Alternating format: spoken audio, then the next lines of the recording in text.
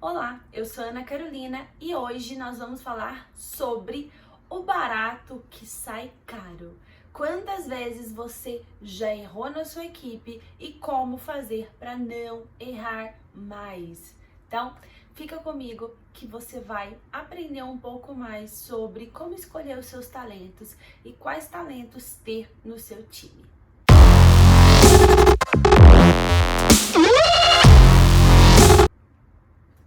Eu sou Ana Carolina, sua consultora executiva e vou estar com você em mais um conteúdo para te ajudar a formar um líder de resultado. E para isso, hoje eu escolhi como tema do nosso Pocket de Liderança o barato que sai caro quando a gente escolhe a economia de uma remuneração em detrimento de um profissional já experiente. Quando isso acontece e o que fazer e quando escolher um profissional mais econômico, mais barato, que tem um custo mais barato. Então, vamos começar pelo começo. O que um líder precisa saber sobre os custos da sua equipe? A primeira coisa é ter clareza do custo real da sua equipe. Se você não tem essa informação, para aí 1 minuto, pausa o vídeo e manda aquele e-mail para a equipe de gestão de gente e peça o custo da sua equipe. Peça o cargo dela, o custo completo de remuneração, benefícios e outras questões de auxílio, caso a sua empresa também ofereça. E qual é o cargo que ela está ocupando. A primeira coisa que você vai fazer, tá? Você vai avaliar quanto esse profissional está valendo no mercado, pura e simplesmente com as atribuições que ele faz. Como que você vai fazer isso? Você tem 2 caminhos. Se a sua empresa já tiver um nível de maturidade gerencial, ela provavelmente já tem uma estrutura e uma política de cargos e salários. Então, você vai pegar as atribuições formais também lá no e-mail que você mandar para a equipe de gente e você vai comparar. Olha, esta pessoa nessa atribuição deveria estar fazendo essas atividades versus ao que ela está fazendo na realidade. E você vai primeiro fazer esse alinhamento. Ela pode estar fazendo menos coisas, mais coisas, ela pode estar fazendo coisa que não tem nada a ver. E você vai fazer primeiro esse filtro e esse match, ok? Depois de ter feito esse primeiro reajuste, então você vai olhar.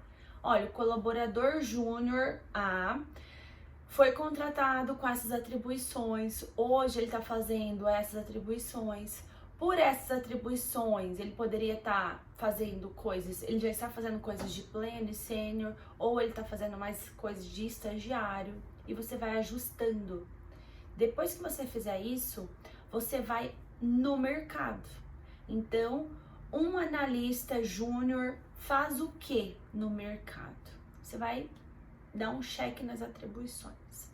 Então, no mercado, essa pessoa deveria estar fazendo relatório, apresentação executiva, estar fazendo uma extração de dados. E o meu analista júnior ainda não faz, ele ainda não consegue fazer isso. Ok. Esse é o primeiro passo, que são as atribuições. O segundo passo é a remuneração. Quanto custa? Então, pelo que ele está fazendo mais coisa de estagiário, só que eu estou pagando ele como analista. E hoje eu estou pagando ele X reais, mas o mercado paga um estagiário neste nível, fazendo essas atribuições, tantos reais. E aí você ajusta primeiro essa base salarial. Qual a base salarial deste colaborador que executa tais atribuições? Então, o segundo passo é fazer um match financeiro. Terceiro passo, para compor a remuneração, você precisa saber o que compõe a remuneração dos outros. Então, nas outras organizações que eu estou me comparando, lembra que a gente já falou sobre o cluster, né? Você não vai olhar a sua unidade ou a sua empresa ou seus colaboradores avaliando como uma startup, que não tem nada a ver com o seu segmento, que não tem o mesmo faturamento. Então, tem que ter um porte de análise. Mas avaliando comparáveis, eu percebi que na empresa que eu estou, a gente tem Vale Cultura, Vale Livro, Vale Desenvolvimento, Vale Creche, Vale Pós-Graduação, Vale Idiomas. Então, nós fornecemos muitos benefícios. A gente tem o Vale Refeição, a gente tem o plano de saúde, a gente tem um plano de saúde que não cobra nada, a gente tem plano de saúde que também abarca a família sem nenhum desconto. Tudo isso tem que ser computado, todos os custos do colaborador.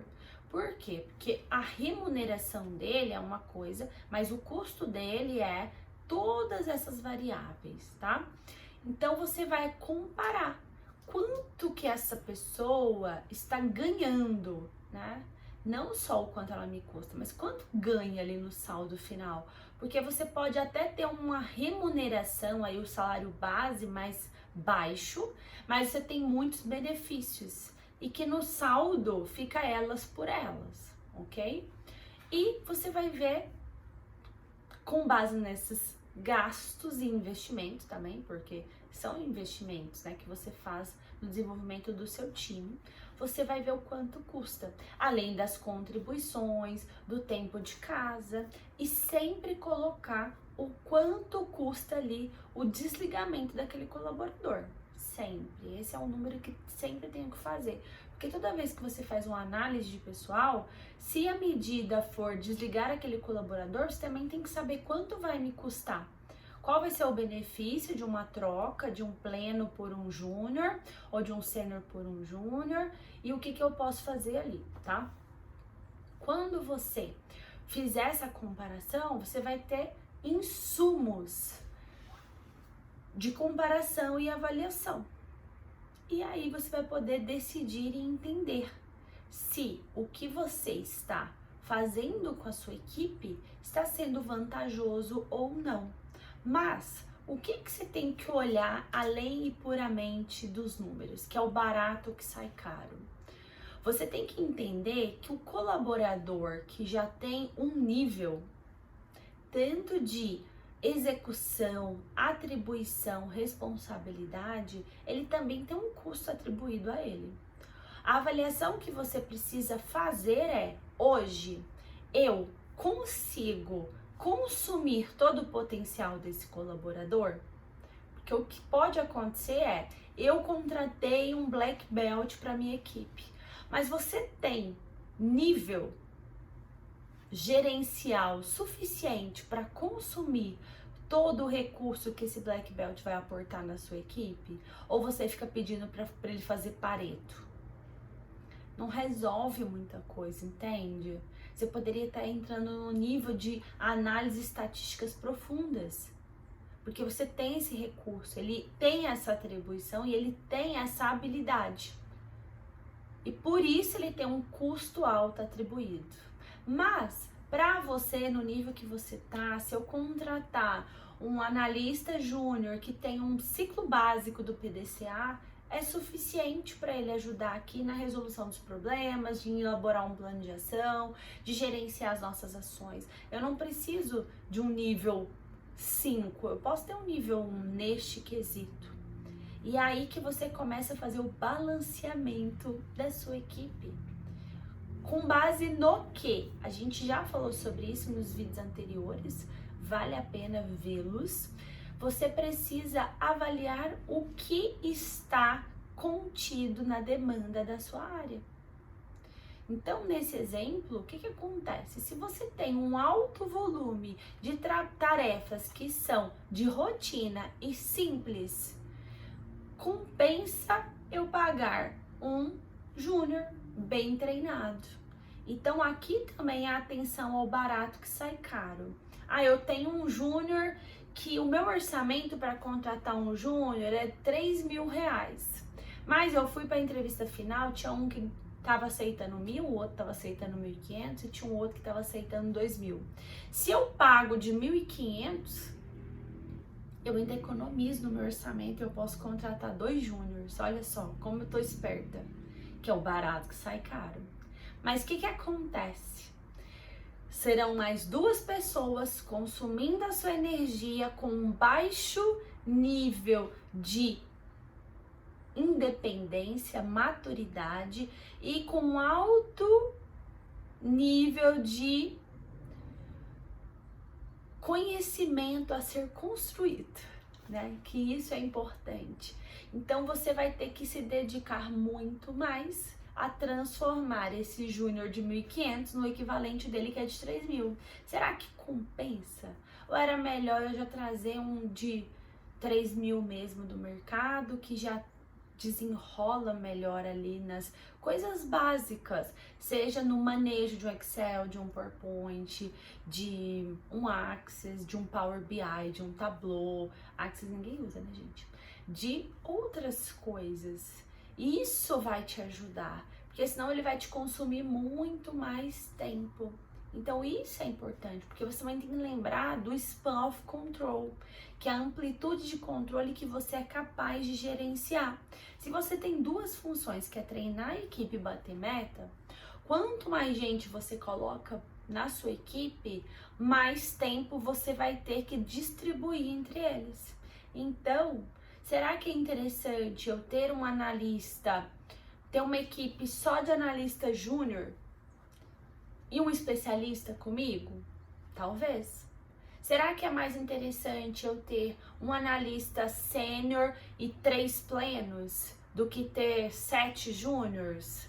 Tudo isso você precisa construir com fatos e dados, com números. Quanto tempo esse analista nessas atribuições, com essa composição, com essa maturidade demora para fazer essa atividade?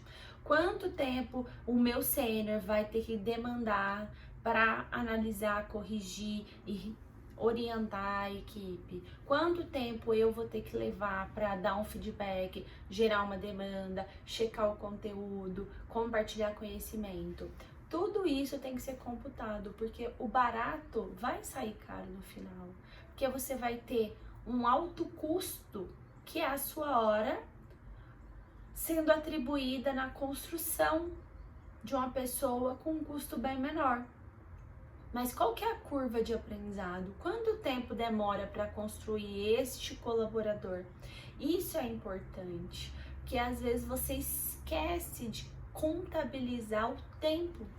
Então, quanto custa a sua hora? R$150, R$250? E você vai economizar quanto? R$5 na hora do novo colaborador. Ou você esquece também de avaliar o seu colaborador que está no alto custo. Então, se eu tenho um colaborador que é um especialista ou é um sênior, ele está me dando retorno? Porque ele tem que entregar a mais, já que ele me custa mais. Não que ele tenha que entregar mais volume de trabalho, mais horas dedicadas, mas ele tem que entregar entregas relevantes, complexas, resolver problemas, ter uma autonomia muito maior e disseminar conhecimento. Ele é o seu sucessor, ele tem que estar sendo preparado para isso. Então tenha muito cuidado em economizar no momento de uma contratação. O barato, ele sai caro, e esse foi um dos maiores erros das grandes aí bolas de neve que as startups entraram. Foram contratações em massa, mas de pessoas muito júniores. Tinha vontade? Tinha, mas muita gente com muita vontade, pouca autonomia, pouca entendimento de problemas complexos e autonomia para fazer, gerou uma sobrecarga nos heads, né, por exemplo. Assim pode ser com o seu negócio. Muito júnior, ele vai consumir o seu tempo. E o seu tempo é o mais valioso da equipe. O líder precisa avaliar quando é o momento exato de uma contratação e a que custo. O barato sai caro muitas das vezes. Então, faça esses passos e avalie quanto está te custando a sua equipe, qual o valor atribuído a cada entrega. A gente tem um vídeo só sobre isso. E não perca tempo. Vá de fato no colaborador que já tem essa predisposição, já tem esse modelo, já tem essas atribuições, já tem uma maturidade mínima para ocupar aquela posição. E não se esqueça também de fazer uma contratação interna. Converse com outros gestores e diga abertamente o que você está procurando. Preze sempre pela qualidade do colaborador e alinhamento. Se o gestor não sabe o que ele quer, dificilmente o novo colaborador vai atender. Porque quando a gente não sabe para onde a gente está indo, qualquer coisa serve. Mas lá na frente, o barato vai sair caro.